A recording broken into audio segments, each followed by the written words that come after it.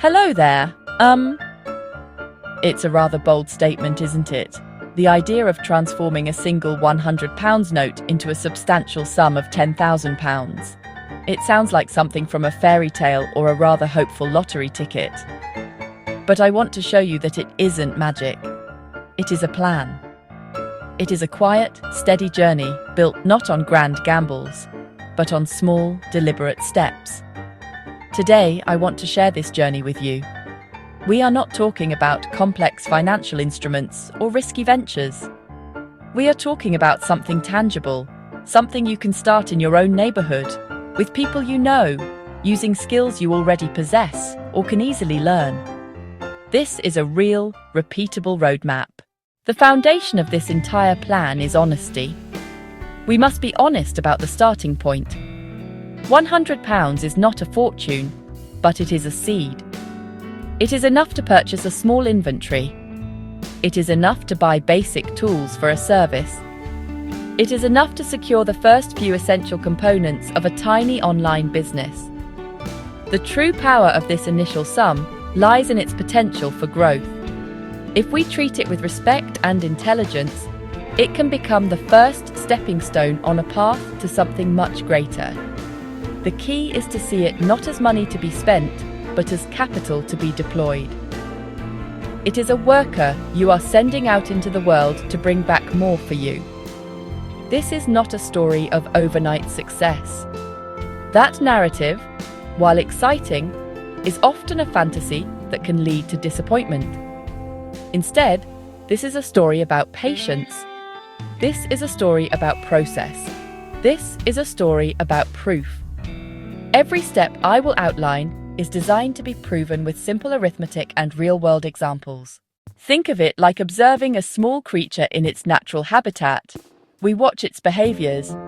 We see how it finds sustenance. We understand how it grows and thrives over time.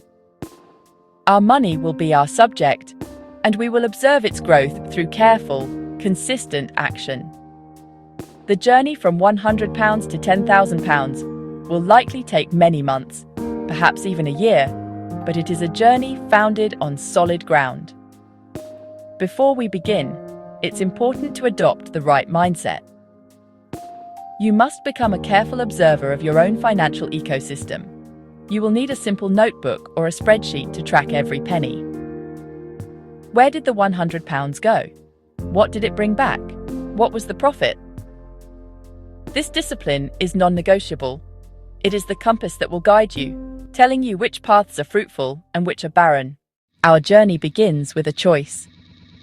With our £100 in hand, we stand at a crossroads with two primary paths branching before us. Each path has its own landscape. Each path has its own challenges. Each path has its own rewards. The first path involves buying and selling physical goods. The second involves offering a simple, paid service. Your choice should depend on your personal inclinations. Your choice should depend on your local environment. Your choice should depend on what you genuinely feel you can commit to. There is no single best path, only the path that is best for you. It is crucial to choose one and give it your focused attention, especially in the early stages when momentum is so very important. The buying and selling path is for the treasure hunter, for the thrill of discovery. It suits someone who has a good eye for value. It suits someone who doesn't mind spending a Saturday morning at car boot sales, charity shops, local online marketplaces. This path requires a bit of research, using your smartphone to check going rates. Let us explore the first path in greater detail, the art of buying and selling locally. I began this very journey by allocating £80 of my initial £100 to this method. My hunting ground was a large car boot sale just outside of Brighton on a Sunday morning. The air was filled with the chatter of vendors and the clinking of old china. The key is to go with a plan. You are not there to browse aimlessly. You are on a mission to find items with a clear and immediate potential for profit. Before you go, do some homework. Look at recently sold items on eBay. Look at recently sold items on Facebook Marketplace to see what is in demand. My first successful purchase was a set of 4 mid-century G-plan dining chairs for £40. They were dusty, the fabric was a bit tired, but the wooden frames were solid. A quick search on my phone revealed similar chairs were selling for around £50 each. I also found a classic Burberry trench coat in a charity shop for £15. It had a small tear in the lining, but was otherwise perfect. The remaining £25 of my initial £80 budget was spent on collectible vinyl records, old hardback books with beautiful covers. I had successfully turned my cash into a small portfolio of physical assets. The next phase is transformation. The value is not just in the finding, but in the fixing. I spent a weekend cleaning and polishing the chairs, using a simple wood wax that cost me £5. I carefully stitched the lining of the trench coat, a skill that required only a needle, thread, and a bit of patience. The books were simply wiped clean to bring out the luster of their covers. This small investment of time and minimal expense is where you multiply your money. You are adding value through your own effort. I took clear, well-lit photographs of the chairs against a neutral background. My garden wall worked perfectly. I listed them on Facebook Marketplace for £180 for the set, highlighting their classic design and solid wood construction. Now, let us turn our attention to the second path, which relies not on goods, but on your own time and skills. This is the simple service strategy. It is an excellent choice if you prefer a more predictable income stream and enjoy building relationships with clients in your community. For this path, we will allocate our £100 differently. Spend £40 on basic, high-quality supplies. Eco-friendly cleaning products are durable lead dog treats. Spend £30 on a simple professional presence, a basic one-page website, a well-crafted profile on a local service app like Nextdoor or TaskRabbit. Use printed flyers for local reach. The critical element here is to define your service clearly and start small. Do not offer to do everything. Instead, become the go-to person for one or two specific things. Let's take the example of my acquaintance Michael from Manchester. He started a weekend garden tidy service. He focused on mowing lawns, weeding flower beds, clearing leaves. His service was for people who were time poor but wanted their garden to look presentable. He set a simple hourly rate of £15. In his first weekend, working just 5 hours on Saturday, he earned £75. He had already recouped most of his initial investment in a single day. Trust is the currency of the service industry. Your first few jobs are not just about earning money, they are about building a reputation. Arrive on time. Do the job to the best of your ability. Communicate clearly and politely. After a job, ask for a positive review or a neighbour recommendation. Michael made this a core part of his strategy, offering a small £5 discount on the next service for any successful referral. The beauty of the service path is its scalability. Reaching your first £1,000 is a significant milestone. It is the point where you move from basic survival to strategic growth. Whether you followed the path of local treasures or the service strategy, you have now proven your model works. You have turned your initial £100 into a much more powerful tool. With £1,000 in your business account, your options expand considerably. This is not the time to become complacent. It is the time to analyze what has worked and double down on it. This is where you begin to truly accelerate your journey towards the £10,000 goal. If you are on the buying and selling path, £1,000 allows you to hunt for bigger game.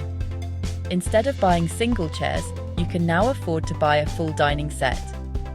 You might purchase a beautiful but worn-out chest of drawers for £100, knowing that with £50 spent on chalk paint and new handles, you can sell it for £350. You can afford to hold more inventory, wait for the right buyer, and avoid discounting for cash flow. I took my £320 profit and reinvested it, buying a larger piece that yielded an even greater return.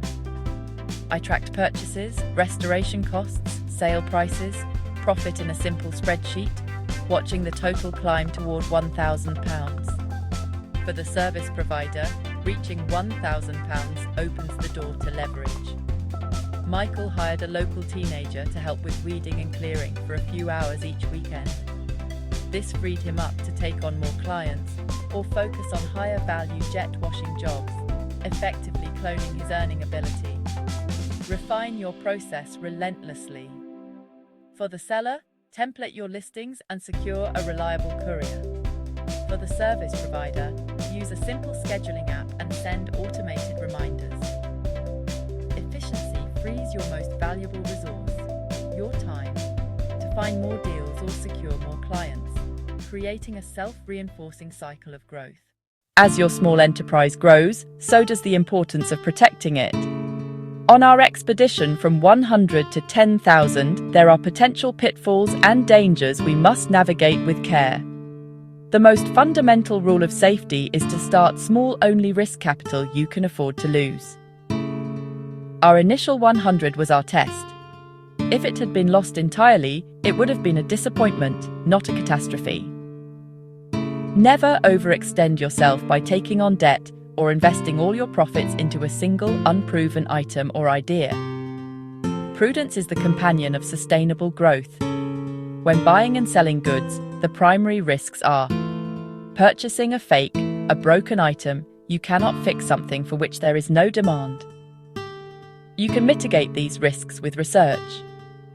Always use your phone. Check brands and prices before you buy.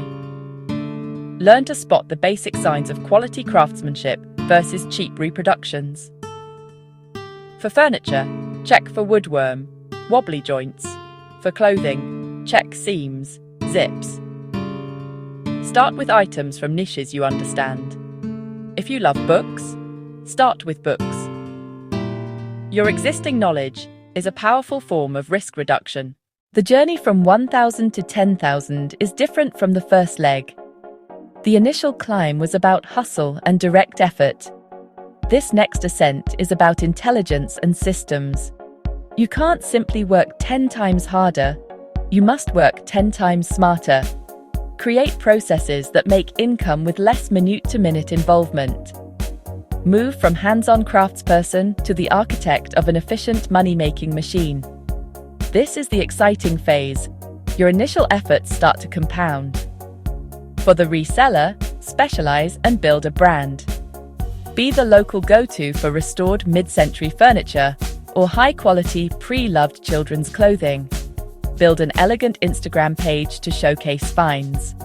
Buy from further afield via online auctions and have items delivered. Rent a small, inexpensive storage unit to hold more stock. Buy in bulk when opportunities appear. House clearances, estates. For the service provider, scaling means building a real business. Michael might hire 2 or 3 part-time helpers, equip them with uniforms and the right tools. He moves from doing the work to managing the schedule, focusing on marketing and providing quotes for larger jobs. He could invest in a van with the business logo. That van becomes a mobile billboard generating leads. His income is no longer tied to his own hours. Combine paths. Use steady service profits to fund buying and selling ventures. Weekend gardening cash flow buys a valuable antique needing restoration. That restoration project could yield thousands. Diversification strengthens your finances. You're building an ecosystem where each part supports the other. That engine drives you towards 10,000 and beyond. On any long journey, there are common mistakes that can send a traveler off course. Knowing what they are ahead of time is like having a map of the treacherous terrain. The first and most common pitfall is what I call profit leakage. This happens when the money you earn from your side business flows seamlessly into your personal spending. A coffee here, a takeaway there. The fix is simple but requires discipline. Maintain that separate bank account. Pay yourself a small, fixed wage if you must, but protect reinvestment capital. Another frequent mistake is shiny object syndrome. jumping from one idea to another without giving any single one enough time to bear fruit. You start flipping furniture, then hear about dog walking, and then read about creating an online course. The solution is to commit to one path for a set period, for instance, 90 days. Give it your full and undivided attention. At the end of that period, assess your progress with clear data and decide whether to continue, pivot, or change course. A third pitfall is the fear of charging what you are worth. Many undervalue their time or their products. This can cripple your growth. To overcome this, research your market. See what others are charging for similar items or services. Remember the value you provide. A restored table that becomes the heart of a home, or a well-tended garden that brings joy. Price your offering with confidence. Treat every interaction as important. Be polite, be honest, and be helpful. A happy customer is your most effective marketing agent. We have traveled quite a distance together in this short time, from a single $100 note to the very real prospect of $10,000. This is not a dream, but a destination that can be reached through a clear, logical map. The paths are straightforward. Become a local treasure hunter, breathing new life into forgotten objects. Or become a trusted service provider, using your time and skills to help your community. Start small. Prove your concept. Reinvest your profits with intelligence and care. The core principles are simple. Track every penny to create a clear picture of progress. Manage your risks. Protect your capital and your reputation. Build systems as you grow. Move from pure effort to smart strategy. Scale beyond the limits of your own time. This is compounding effort. Each small success builds on the last. Momentum carries you to remarkable heights. The most important step is the first one. This plan stays theory until you act. $100 is your key, but you must turn it. Choose your path. Make your first small investment. Secure your first sale. Secure your first client. Write your first entry in your new financial notebook. The journey of 1,000 miles begins with a single step. Your journey from $100 to $10,000 begins today. Be patient, be persistent, and be proud of small victories. I hope this guide has been helpful and inspiring. The power to change your finances is often closer than you think. Your skills, your community, your determination. If this helped, please like, share it with a friend looking for a practical start, and subscribe for more proof-driven money plans. Thank you for your time.